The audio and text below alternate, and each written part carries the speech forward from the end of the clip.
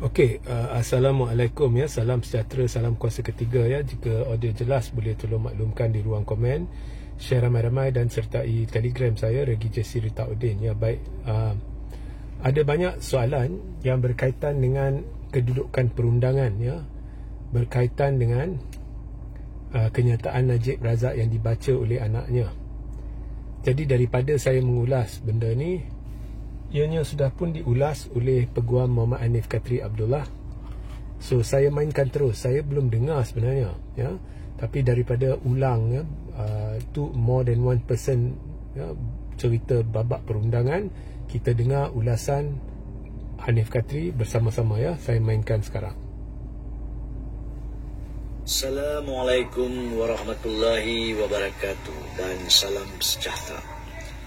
Pada hari semalam, hari Khamis 24 hari bulan Oktober 2024, Najib Razak, bekas Perdana Menteri, secara khususnya Perdana Menteri ke-6, telah melalui anaknya membuat satu kenyataan di perkarangan Mahkamah Kuala Lumpur, di mana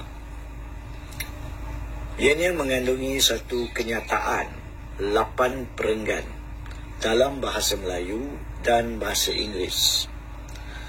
Terdapat beberapa persoalan yang telah tertampil, terutamanya di pihak awam, berkaitan kandungan kenyataan tersebut dan kewajaran kenyataan yang dibuat oleh Najib Razak, memandangkan keputusan di hujung kes pendakwaan dalam kes 1MDB adalah ditetapkan pada minggu hadapan, iaitu 30 hari bulan Oktober 2024. Pertamanya, undang-undang negara kita adalah berbentuk undang-undang yang adil untuk semua pihak, iaitu untuk pihak pendakwa raya, pihak tertuduh, pihak mahkamah dan juga pihak masyarakat.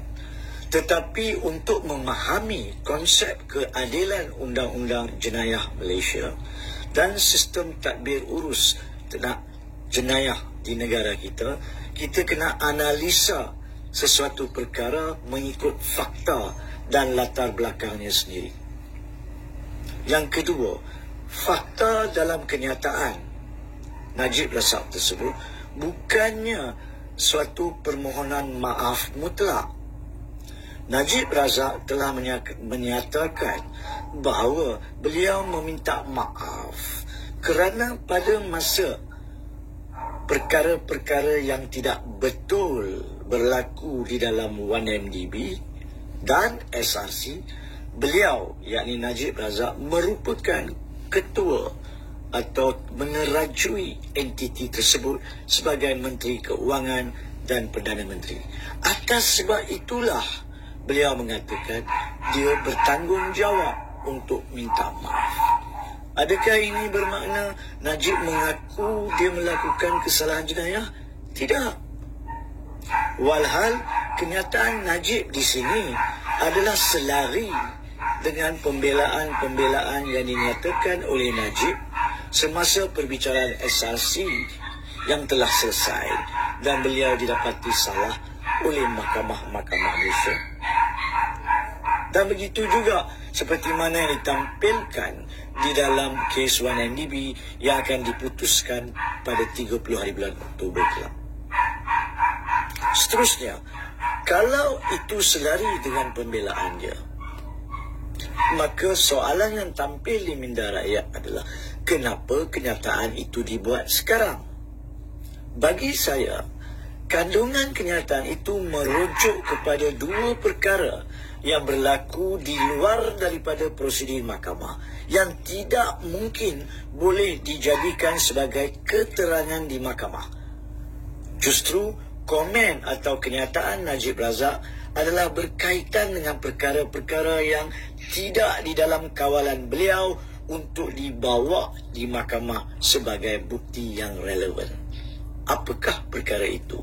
Yang pertama, berkaitan perbicaraan dan sabitan pegawai-pegawai Petro Saudi di Switzerland yang dilaporkan media antarabangsa dan juga dipetik oleh media tempatan pada masa itu, di mana Najib Razak merujuk kepada keputusan kes tersebut dan mengatakan bahawa jelas beliau tidak dikaitkan dalam kes itu sebagai orang yang melakukan atau terlibat secara salah. Bagi saya, perkara itu dilaporkan oleh media antarabangsa dan dari segi undang-undang dan dari segi fakta adalah hak orang yang terbabit membuat kenyataan balas atau merujuk dalam satu kenyataan asing. Bolehkah prosiding itu dibawa ke mahkamah di 1MDB?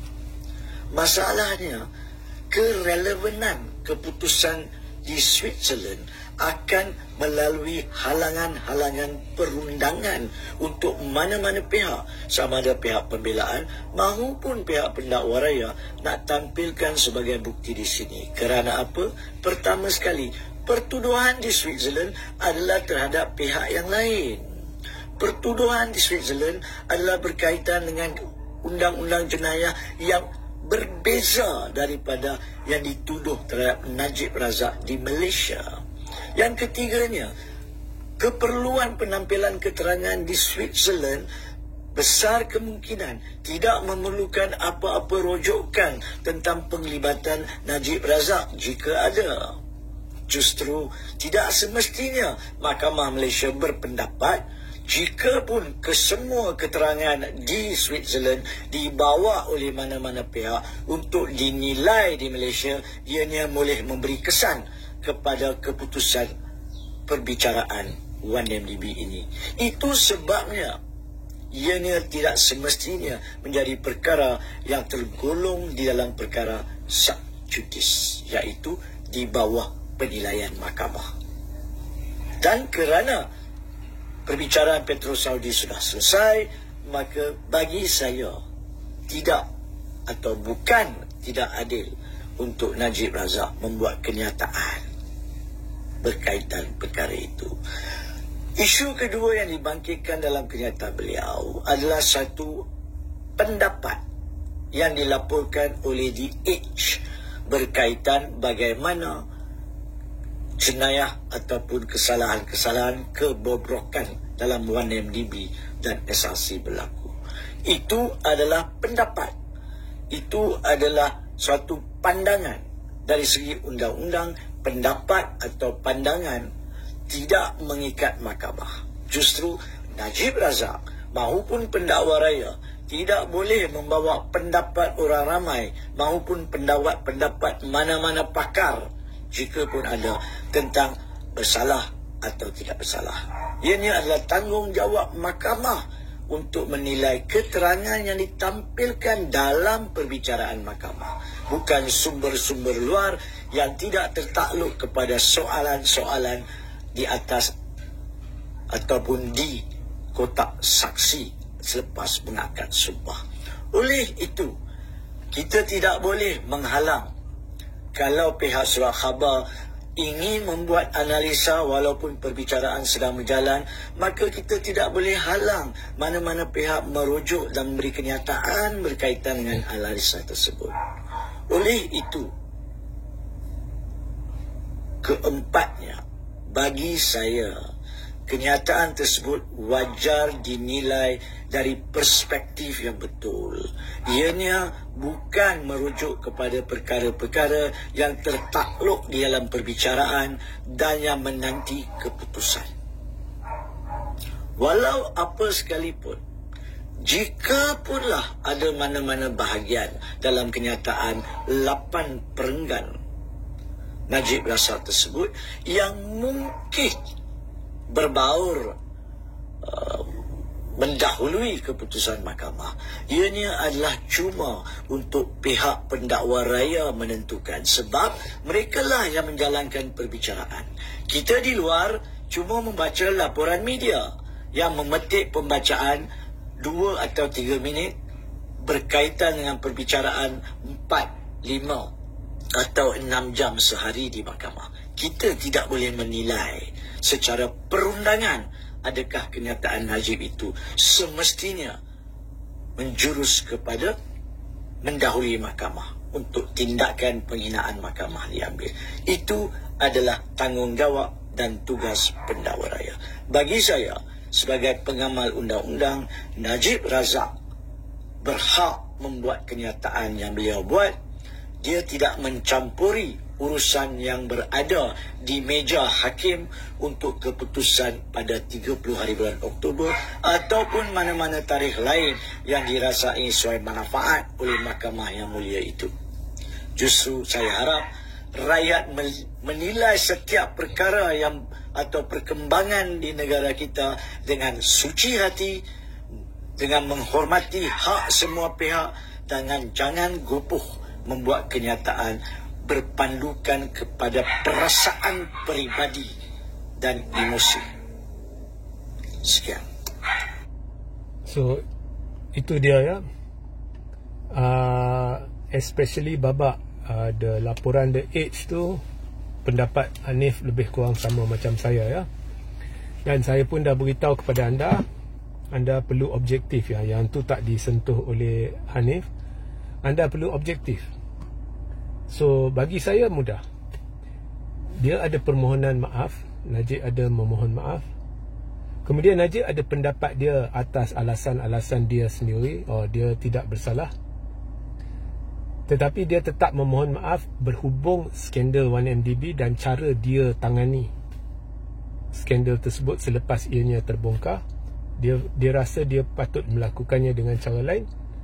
So anyway, dia memohon maaf berkenaan skandal tu. Terpulang masing-masing nak terima atau tidak. Jika anda terima permohonan maaf dia, itu tak semestinya bermakna anda merasakan dia tidak bersalah ya. Dan Najib rasa dia bersalah ke tidak bersalah, itu hak dia ya. So bergantung kepada anda ya. Bergantung kepada anda. So lihat secara objektif ya. So sehingga kita berjumpa di lain masa. Assalamualaikum, salam sejahtera, salam kuasa ketiga.